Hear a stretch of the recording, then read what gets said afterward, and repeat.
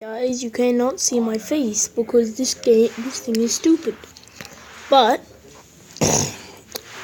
I was checking through some channels, and I decided, what's the best animal? I decided a llama.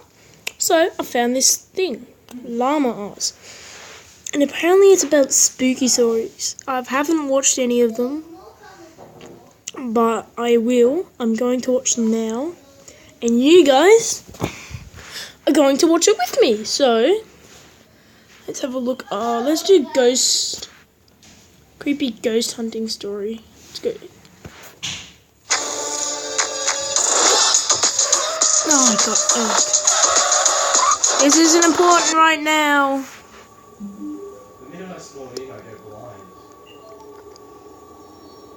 This happened about 5 years ago when I was 21. Me and my friend Seth got into this app which showed you ghosts. We'd go out ghost hunting, but nothing much would happen.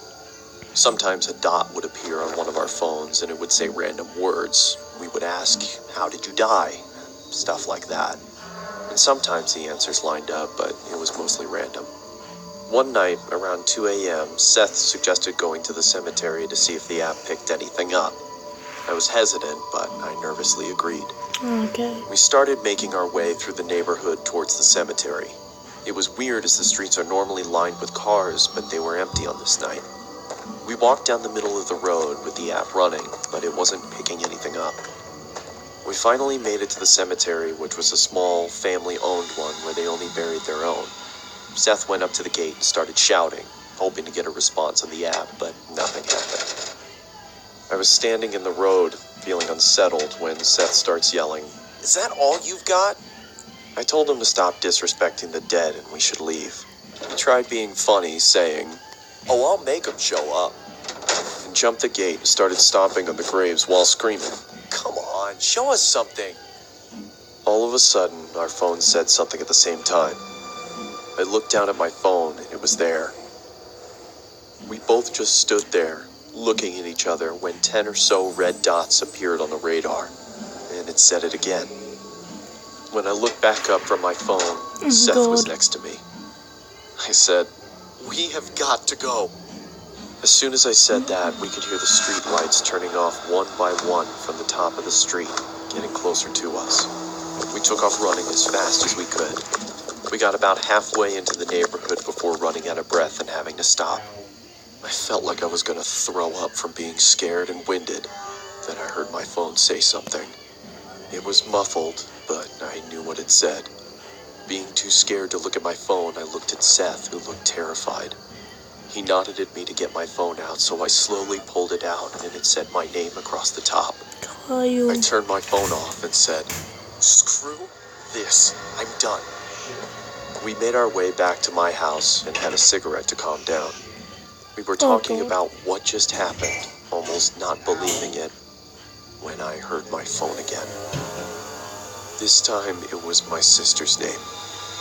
We just stood there, frozen, not saying a word, when it went off again and said my brother's name. I took my phone out, turned it on, and deleted the app. I asked Seth to stay the night, but he refused. I can't blame him. When I finally got to sleep that night, I dreamt a muffled voice repeating a word over and over. I started to wake up and the words became clearer. My phone was off, with the battery out. But when I turned it over, it was lit up with the app running. It had a red dot about 6 feet from me, still repeating.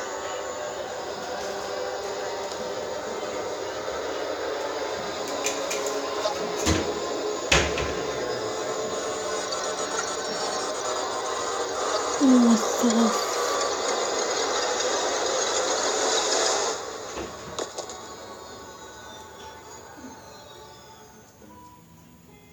That is creepy. I woke up the next morning and went to the bathroom.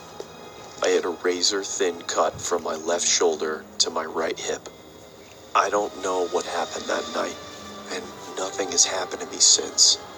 Needless to say, I don't mess with that kind of stuff anymore. Jeez. Okay. Let's have a look at another one. The look and see. The average Joe or Joanna spends 2 years in a lifetime doing laundry. Yes, you heard that right. 2 years of sorting, washing, drying, and folding. That amounts to 2 boring years. Don't you want to take back those 2 years and actually, live your life? We thought so. Then it's time for you to install the Wash Runners app. Don't worry, it'll only take away a few seconds of your life. Once you've installed the app, create an account and schedule a free pickup. From where? From wherever you are. We believe in a transparent payment policy, so you'll know exactly how much to pay right away. Next, at your earliest convenience, one of our overly enthusiastic wash runners will come and pick up your laundry, and believe it or not, joyfully. Oh, I forgot I was playing. I'm like, oh god.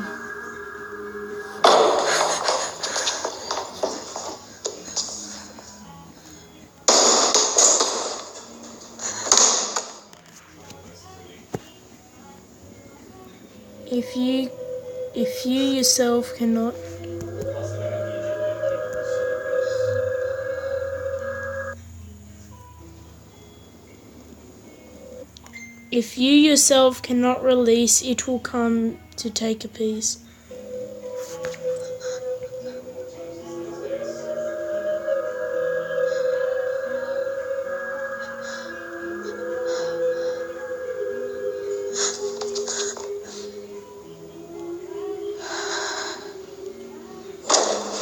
Jesus.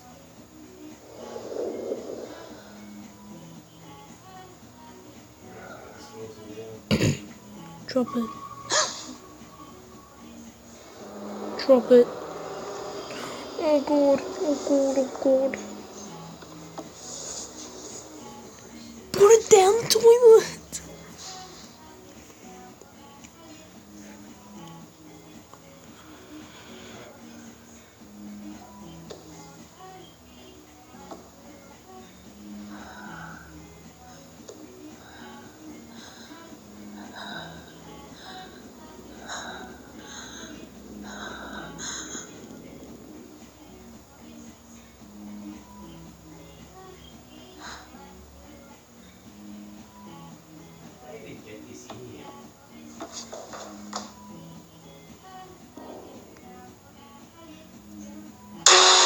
Oh Jesus.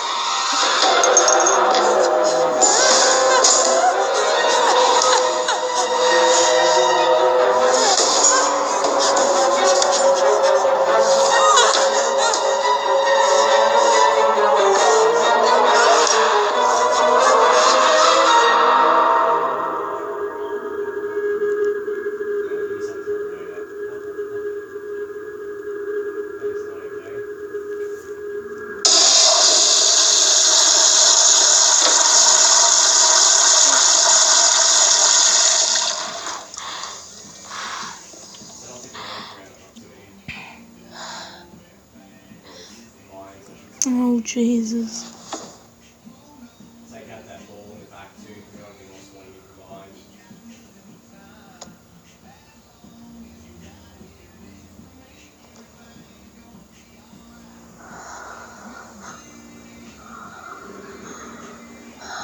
Oh Jesus, what the are those?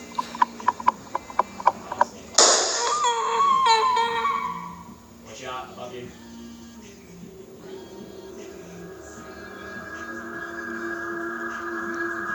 Oh Jesus. Oh god, that is messed up.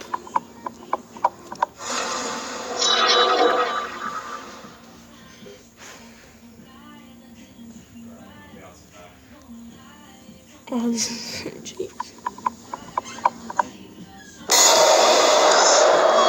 Oh, that's the actual thing. Oh god, that is creepy. I would say my relationship with money is a roller coaster. Look, I could... Oh god.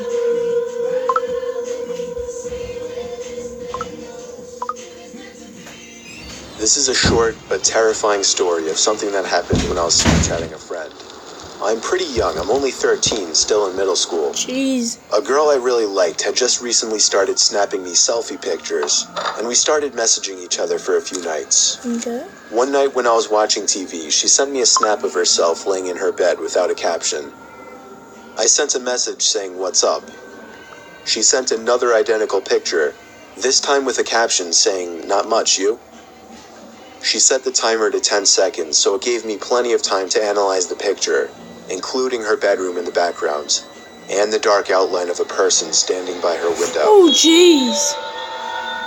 I quickly sent a response message, saying, "Is that your brother by the window?" She sent another identical snap, this time captioned, "What do you mean?" In this picture, the figure at the window was closer, and I could see a hand pressed up against the glass. I closed the snap before the timer even ran out so I could tell her quicker. I said, "There's somebody at your window, turn around." She opened my snap almost immediately, and then I didn't hear from her again on the app. I grew more and more worried as the minutes passed. I texted her a few times to no avail. I tried calling her a few times to no avail as well. I didn't know her house phone number, otherwise I would have called her parents. It wasn't until midnight when I was already laying in bed that she finally texted me back. She explained the whole situation. As soon as she looked at her window and saw the person standing there, she screamed. And that caused the person, who turned out to be a 20-something-year-old man, to open the window and jump into the room. From there, she ran to her parents' room and woke her dad, who went to her room to find nothing but an open window. It wasn't exactly a personal story of mine, but it freaks me out nonetheless, knowing that the only thing that saved my friend from whatever could have happened was the fact that I was able to see the window through her selfies, unbeknownst to the creeper at her window.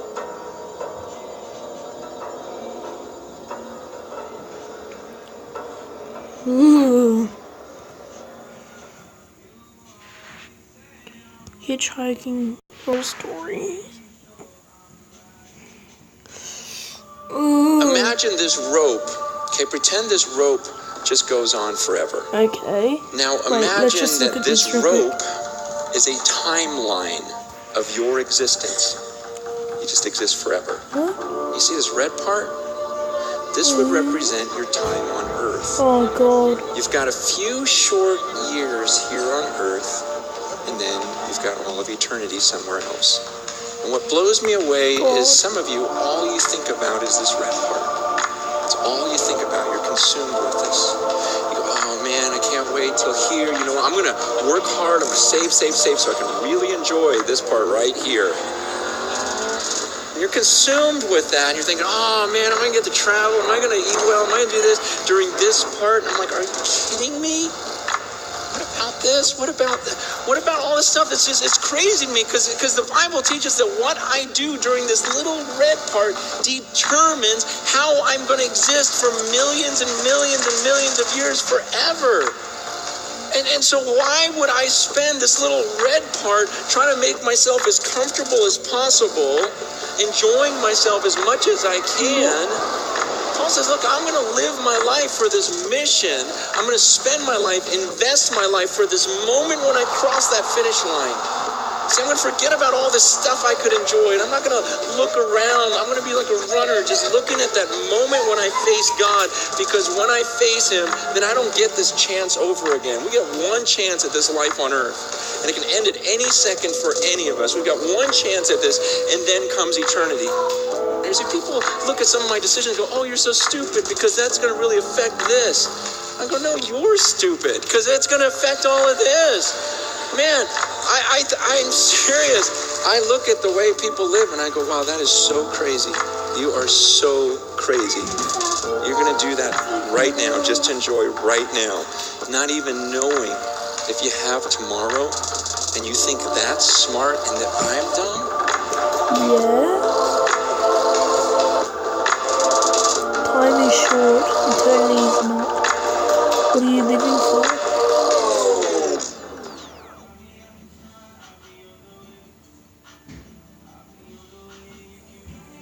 Oh, God.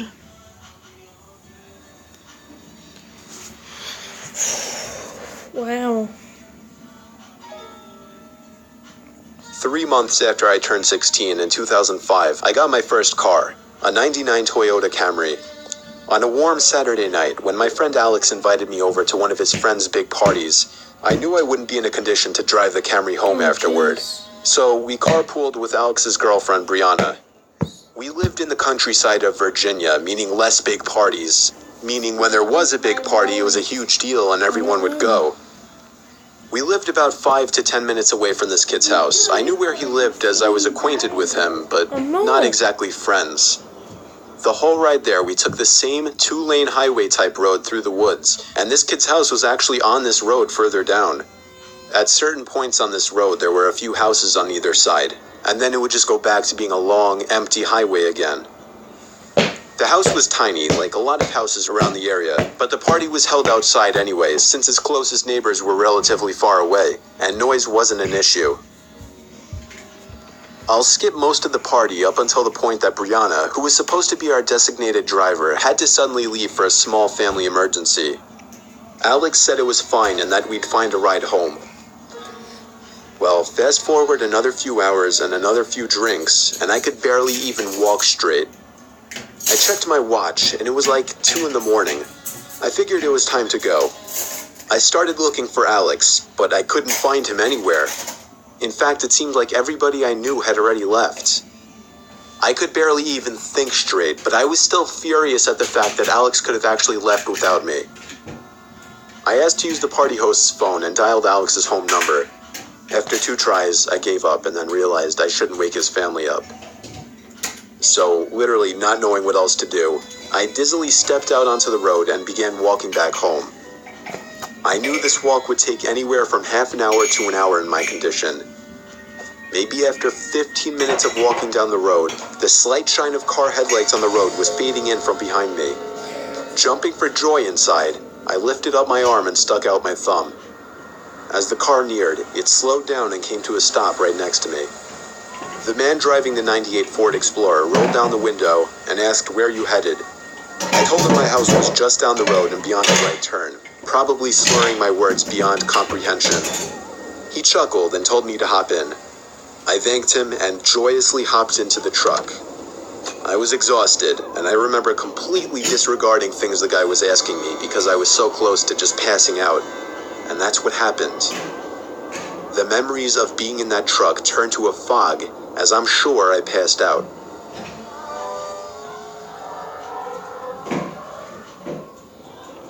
The next thing I remember, I woke up still in the moving truck.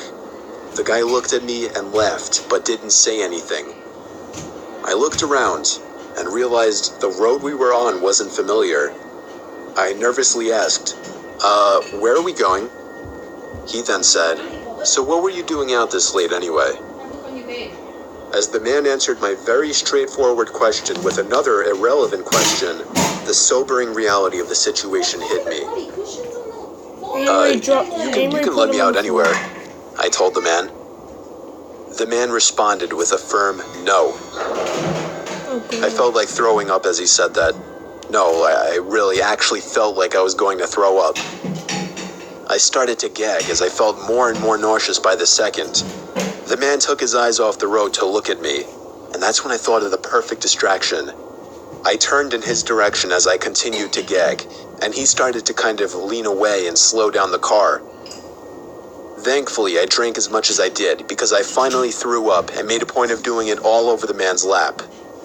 The man yelled in frustration and stopped the car, and that's when I took it upon myself to run for my life into the woods and duck behind a few bushes. The man came following into the woods with a flashlight, and on 2 separate occasions, he shined the light straight over me without noticing. Eventually, I heard his footsteps walk even further into the woods past me. That was when I ran back to his truck, but unfortunately, he was smart enough to lock it. By some miracle, I saw another car approaching in the distance, and I ran out into the middle of the street, waving my arms like a lunatic. The car tried to avoid me, but I wouldn't let it. They were forced to stop, and I yelled at them to help me before they came back. Once I told them that I was kidnapped by the man who was driving that Ford Explorer, the driver agreed to give me a lift. Not to the police station or anything, but to my house. I made it back safely where I couldn't thank the driver enough. I immediately woke up my parents and told them. My dad wanted to know if I got his tag number, and then I felt like punching myself in the face. I failed to get the simplest information from the guy that would have allowed me to actually properly report him. All I knew was that he drove a faded blue '99 Ford Explorer. I made sure to give Alex a piece of my mind, and part of me always held a grudge against him ever since, just for abandoning me at a party without telling me. I haven't seen him in 4 years now, however, and this was actually the first time I even thought about this incident for almost a year now. As time goes on, even the worst of memories may start to fade. But after writing this to share with the internet, it's once again fresh in my mind. You need to finish your assignment, please. Yeah, okay. I need the photo of my family.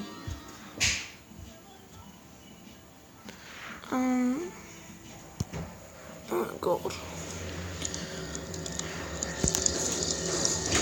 After this we'll do one more and that'll be it. God, I cannot do these. These are so scary.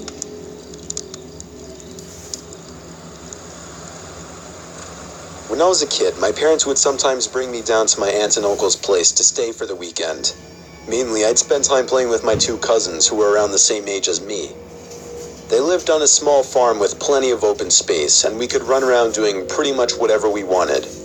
If we thought we could get away with it, the 3 of us would sometimes cross over to the neighboring farm about half a mile away. It had been abandoned for decades, with a scattering of derelict buildings and other structures still standing on the property, just begging to be explored. This was of course a gold mine for 3 adventurous young boys such as ourselves, especially after my cousins told me stories about the deaths that took place in the house. It was pretty classic fare. Man goes crazy, axe murders his entire family, hangs himself, returns every night as an angry spirit looking for new victims. Good, grisly stuff. Even at that age, I knew they were probably making it up, or at least embellishing old rumors. But seeing as how the setting lent itself so well to such tales, I allowed myself to buy into it. One afternoon, we decided to play hide and seek. When it was my turn to hide, I ran off for a flinty brown barn that had living quarters on top, and climbed the stairs looking for a good spot. There was this is gonna make no sense. Because I can't send it because still furniture inside, and personal belongings lay scattered across the floor. I maneuvered over broken dishes, tattered clothes, and crumbling books, eventually coming to a small room with a closet. Jeez. Jackpot. There were even long black dresses still hanging on the rod that I could hide behind. I stepped inside and managed to force shut the folding door. Oh god. My only illumination was a slit of sunlight that shone through the crack in the door from a nearby window. I crouched down with knees tucked into chest and waited. Some time passed and there was still no sign of my seekers. I waited some more, debating if and when I should give myself up. After nearly an hour, this was starting to get boring. My head drooped. I awoke with a jerk. It was pitch black. Drowsy and confused, I forgot for a minute where I was or what I had been doing. As it came back to me, the realization that it was now nighttime and that I had been abandoned here filled me with sinking dread in the pit of my stomach. I tried to get up, but a sudden cramp in my calf kept me grounded.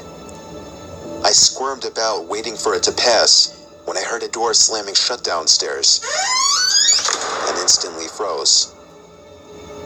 One of my cousins? There was a brief period of silence, then footsteps at the bottom of the stairs.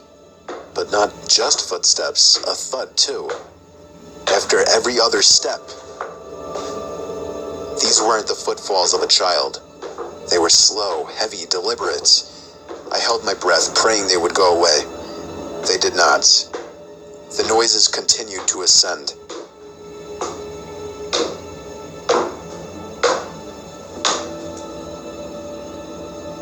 After another moment of silence, the walking resumed, this time along with a steady scraping sound, like something heavy being dragged across the floorboards.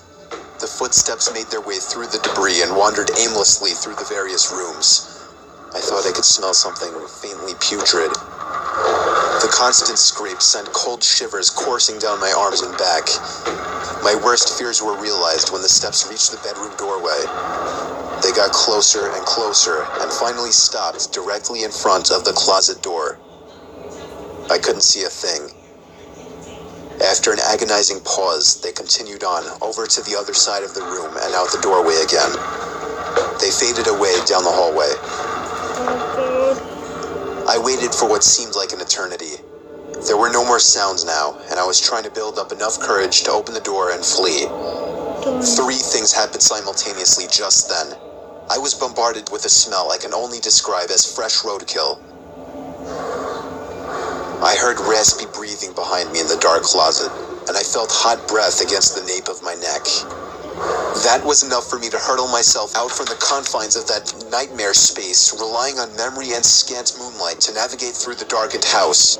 All the while, I heard footsteps chasing behind me, closing in with terrifying speed. It was a clumsy, torturous escape full of trips and bumps and blind stumbling.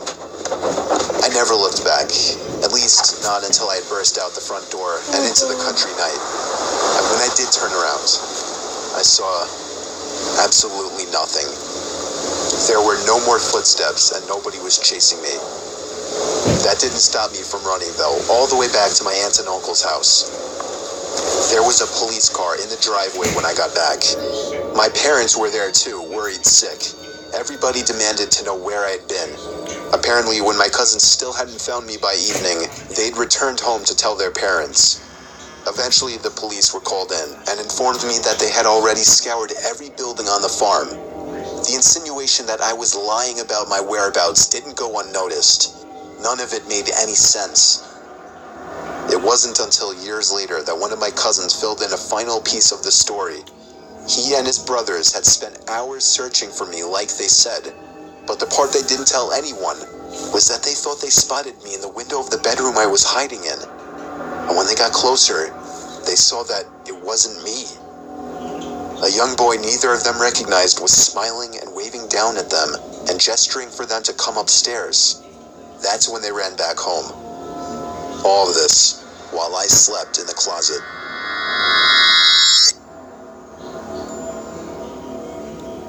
Oh, God. One more. The motel. Which of the following have you seen on my advertising? KFC, McDonald's, Domino's, Hungry Jack's, done. I've seen all of them. The motel. Oh, Jesus. This guy is awesome in animating. I was 19 years old at the time, working at a sketchy motel. The motel was pretty run down, and the majority of people who stayed there were locals that were just doing things they weren't supposed to be doing. Let's just say the cops came by multiple times a week. I worked as both a front desk person, checking in these creeps all hours of the night, and as a housekeeper who got to clean up their nasty, vomit-smelling rooms afterwards. One afternoon, I was working as a housekeeper in the second building of the motel on the backside furthest from the office. I hated working over there because it not only had the most worn-down rooms, but it was always pretty vacant over there and way too quiet for comfort. I began cleaning one of my last rooms and wanted to get done in a hurry because it was getting late. I was washing the mirror in the room that I was cleaning when all of a sudden, I saw a man in the reflection staring at me. He was mid-50s, dirty, with long, greasy hair. Startled, I screamed, "Oh my God." I told him he scared me. The room I was currently cleaning was vacant, so there was no reason why this man should have been in there watching me clean. However, we just had a meeting on customer satisfaction, and my boss was really pressuring us to be more polite and help the guests any way we could. Sir?" I asked him cautiously. Can I get you anything? Towels?" The man just stared back at me with a crooked grin and held out his hands to me. I thought maybe he was handing me a tip for cleaning his room earlier, but when I looked down, I saw he was holding a $100 bill. Alarms started going off in my head. No one tips $100 on a $40 a night room. The man just smiled and said his name was Terry. He said he was staying in the room next door with his wife Sherry and sort of joked about their names rhyming. He smelled like car oil and alcohol. When I asked him why he was trying to hand me $100, he laughed deep in his throat and said, "Me and my wife were watching you, and we just wanted to have fun with you." I felt like my heart jumped into my throat. No, I can't do that, sir, I'm sorry." I wanted to run out of the room screaming, but he was blocking the door, my only exit. smiled again, taking on a softer tone of voice, and invited me to come into his room to meet his wife, just to talk as friends. I nervously told him no again, and that I had a lot of work to do for the day. I prayed to God he would just go away, and eventually he did. He grunted and walked off in what I assumed to be the direction of his room. My mind began racing. There is no wife, I thought. This man could try and kidnap me. I was 110 pounds at the time and not very strong. He could easily overpower me. I locked the room from the inside and went directly to the phone to call my manager at the front desk, but the phone wasn't working. Adrenaline began pumping through my veins, and despite what I was always told not to do, I was panicking. Just before we continue, what the hell? So, a guy tips $100, right? Doesn't say anything except, hey, you want to come meet my wife? Except all the rooms were locked. And the manager didn't answer at the front desk. So what do you guys think happened? Tell me in the comments below. Tell me what... Say what happened. I'm thinking he killed the manager. Or the manager's sleeping. Came into the room to kidnap him. I don't know why it's like a girl. Wait, is he? I don't know. Maybe it was like, I don't care. But kidnap her, or slash him. Or kill her, slash him. Oh God, tell me what you guys think. Jesus. Okay, let's continue. He cut the line? No, I thought, this is a crappy motel. It happens all the time. Wait. But I just have to get out. I remembered that I had my cell phone out on my housekeeping card, but that was outside the locked door. Oh God. I'd have to open the door to get it. I cautiously opened the door to the room that I was cleaning and peered out. I didn't see anyone, so I frantically began searching my card for my cell phone. I was wasting too much time looking for it, so I just decided to run as fast as I could and make a break for the front desk in the office.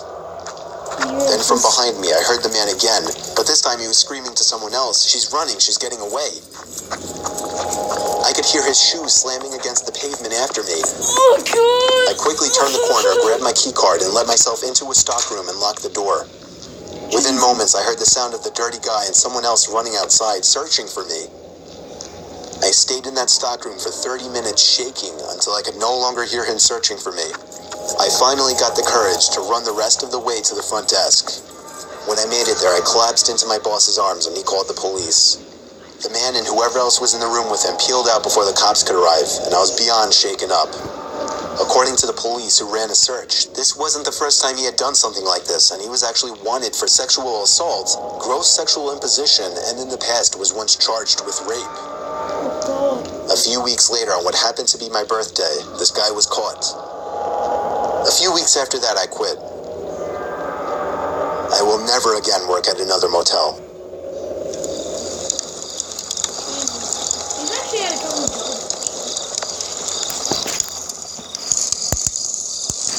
Okay guys, that is the end of the video. We've watched a couple of them. Anyway, go check out this guy. He's actually a pretty good guy. I've watched a couple of his... Oh yeah, I just did.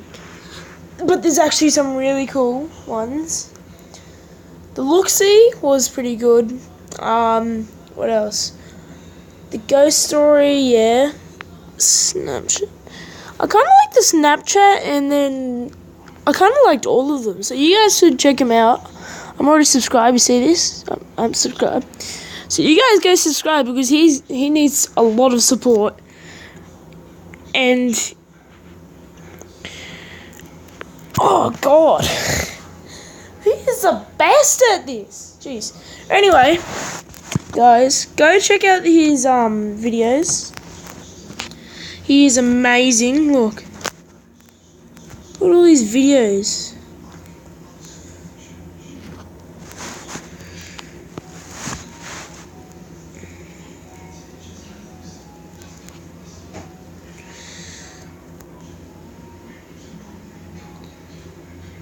Anyway, guys, go subscribe to him. He is the best. And I'll see you guys in the next video. And zap that like button. Let's go. And also hit the subscribe button on my channel as well. Anyway, that's going to be the end of the episode. I'll see you guys later. Bye.